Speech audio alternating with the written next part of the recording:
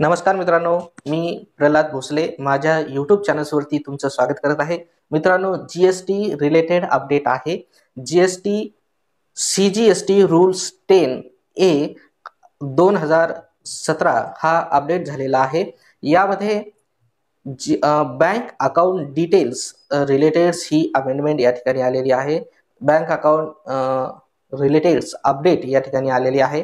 तर ती bank account details ही नेमकी कंपल्सरी कोणाला आहे, जी कंपल्सरी आहे तर ती किती दिवसाच्या आत त्या ठिकाणी सबमिट करायची आहे, आणि जर त्या तारखेच्या आत, ड्यू डेटच्या आत जर सबमिट केली नाही तर याचे परिणाम काय होणार आहेत, आणि जर तुमची बँक डिटेल्स जर पहिलेच तुम्ही जर सबमिट केलेली आहे तर ती सबमिट केलेली बँक अकाउंट डिटेल्स बरोबर आहे किंवा नाही हे तुम्हाला कुठे पाहायचं आहे. जर बरोबर असेल तर काही प्रॉब्लेम त्या ठिकाणी नाही, पण जर बरोबर नसेल आणि त्या बँक अकाउंट डिटेल्समध्ये जर काही करेक्शन जर असतील तर ते करेक्शन तुम्हाला कशा पद्धतीनं बरोबर करून घ्यायचं आहे, किंवा तुम्हाला नवीन बँक डिटेल्स तुम्हाला जीएसटी डिपार्टमेंटला सबमिट कशा पद्धतीनं करायचे आहे, या सर्व प्रश्नाची जी काही उत्तरं आहेत ते उत्तरं या व्हिडिओमध्ये मी तुम्हाला सांगणार आहे. त्यामुळे तुम्ही हा व्हिडिओ शेवटपर्यंत पहा, जेणेकरून सर्व माहिती तुम्हाला व्यवस्थित त्या ठिकाणी समजणार आहे. आणि जर तुम्ही माझ्या चॅनल्सवरती नवीन आला असाल तर चॅनलला सबस्क्राईब करून ठेवा, कारण असेच नवनवीन अपडेटेड व्हिडिओ मी तुमच्यासाठी घेऊन येत आहे. तर चला मित्रांनो, सुरुवात करूया आजच्या या व्हिडिओला.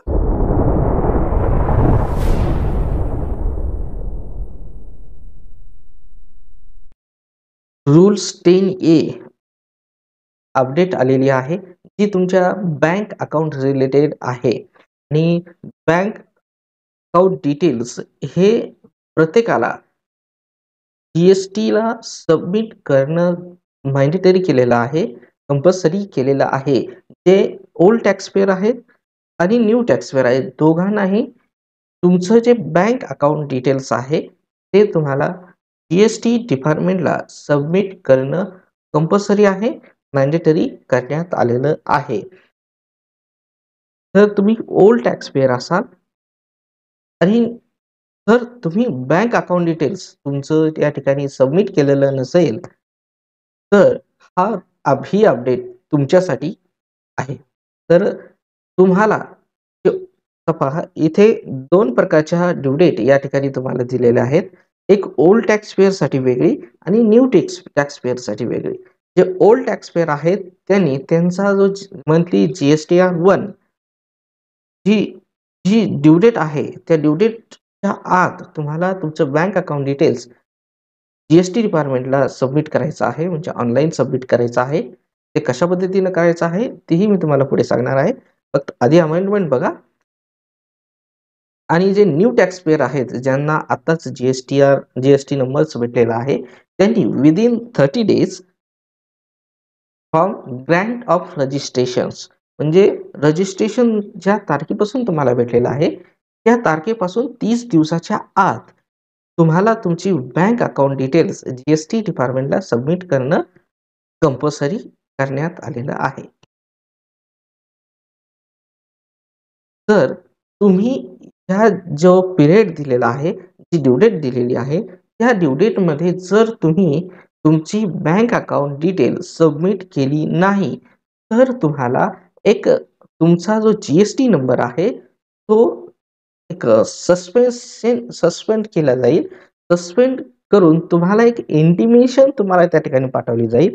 त्या तो फॉर्म नंबर REZ31 ही इंटिमेशन तुम्हाला पाठवली जाईल आणि त्या इंटिमेशन साठी एक टाइम पिरियड दिला जाईल. त्या टाइम पिरियड मध्ये तुम्हाला तुमची बँक अकाउंट डिटेल ही त्या ठिकाणी अपडेट करायची आहे.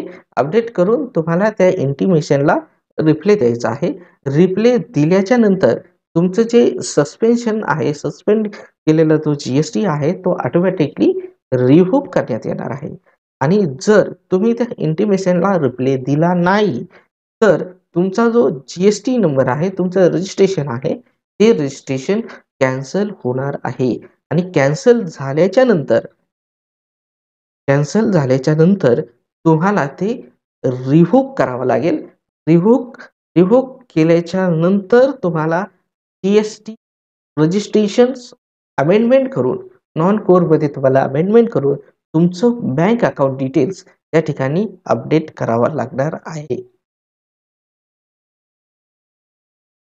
तर ही होती अमेंडमेंट. पण आता यामध्ये तुम्हाला बरेचसे काही इश्यू आहेत. आता त्यांची बँक अकाउंट डिटेल्स जीएसटी डिपार्टमेंटला सबमिट केलेली आहे, ती बरोबर आहे, व्हॅलिडेट झालेली आहे, त्यांना कुठलाही प्रॉब्लेम नाही. पण ज्यांची बँक अकाउंट डिटेल्स ही जीएसटी डिपार्टमेंटला दिलेली नाहीये किंवा ती बरोबर दिलेली नाहीये, तर अशांसाठी ही अपडेट अतिशय महत्त्वाची आहे. तर ही तुमची बँक अकाउंट डिटेल्स तुम्ही दिलेली बरोबर आहे की नाहीये हे कुठे चेक करायचं तेही तुम्हाला मी सांगतो. या ठिकाणी तुम्हाला लॉग इन करावं लागणार आहे.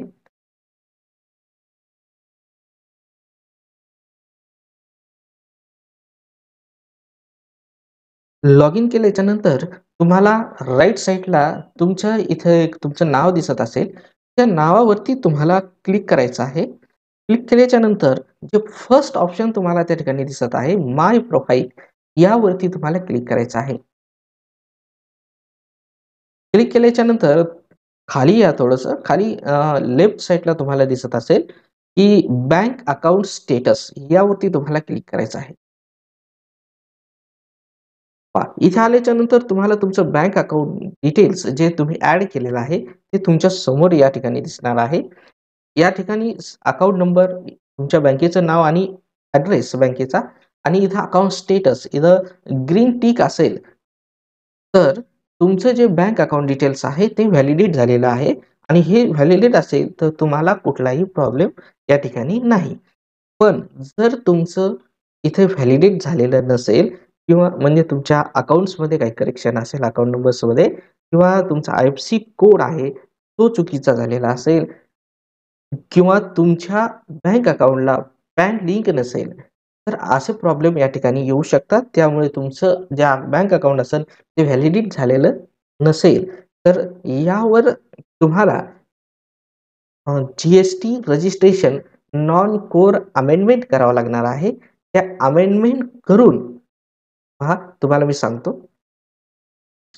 या ठिकाणी सर्व्हिसेस वरती क्लिक करायचं आहे. सर्व्हिसेस मध्ये आणि रजिस्ट्रेशन यावरती यायचं आहे.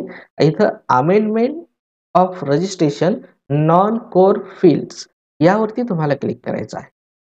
रजिस्ट्रेशन नॉन कोर फील्ड यावरती क्लिक केल्याच्या नंतर आपण या ठिकाणी येणार आहोत.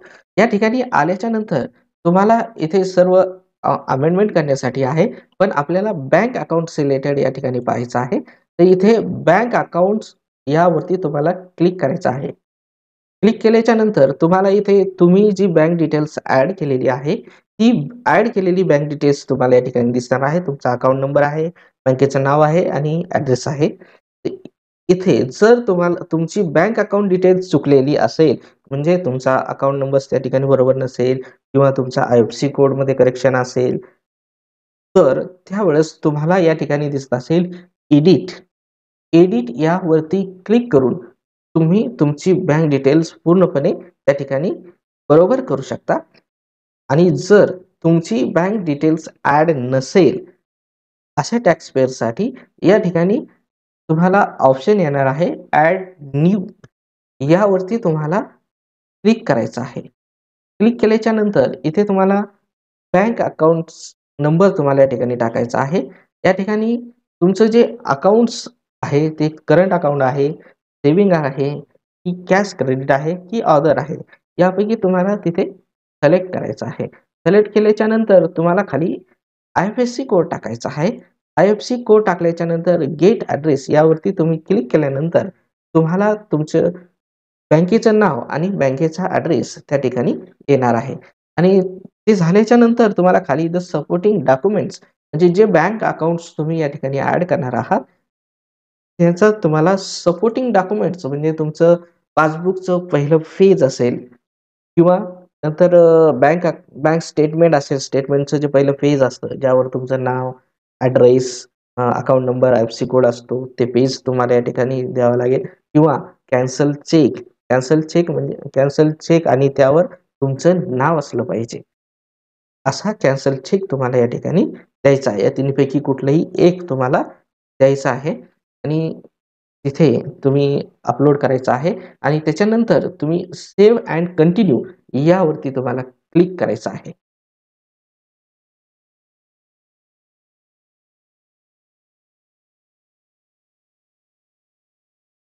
त्यानंतर सगळ्यात शेवटी तुम्हाला इथे यायचं आहे व्हेरिफिकेशन यावरती क्लिक करायचं आहे. व्हेरिफिकेशनवरती क्लिक केल्याच्या नंतर इथे तुम्हाला ॲग्री करायचं आहे. ॲग्री करून इथे ऑथोराइज सिग्नेटरी तुम्हाला सिलेक्ट करायचा आहे आणि या ठिकाणी तुमचं जे प्लेस आहे ते प्लेस तुम्हाला या ठिकाणी टाकायचं आहे. प्लेस टाकल्याच्या नंतर तुम्हाला सबमिट विथ EVC करायचं आहे. EVC वरती क्लिक केल्याच्या नंतर तुम्हाला एक जो तुमचा मोबाईल नंबर जो रजिस्टर आहे त्यावरती तुम्हाला एक OTP येणार आहे आणि तो OTP तुम्हाला या ठिकाणी टाकायचा आहे. या ठिकाणी टाकल्याच्या नंतर OTP टाकून सबमिट करायचा आहे. सबमिट केल्यामुळे तुमचं GST रजिस्ट्रेशन हे अमेंडमेंट होणार आहे. मित्रांनो, बँक अकाउंट रिलेटेड जे अपडेट्स आलेलं होतं त्या अपडेट्स मधली सर्व माहिती तुम्हाला नक्कीच समजली असेल अशी अपेक्षा करतो. हा व्हिडिओ तुम्हाला जर आवडला असेल तर व्हिडिओला लाईक आणि शेअर करायला मात्र विसरू नका. जर तुम्ही माझ्या चॅनल्सवरती नवीन आला असाल तर चॅनलला सबस्क्राईब करा. व्हिडिओ पाहिल्याबद्दल खूप खूप धन्यवाद. जय हिंद, जय महाराष्ट्र.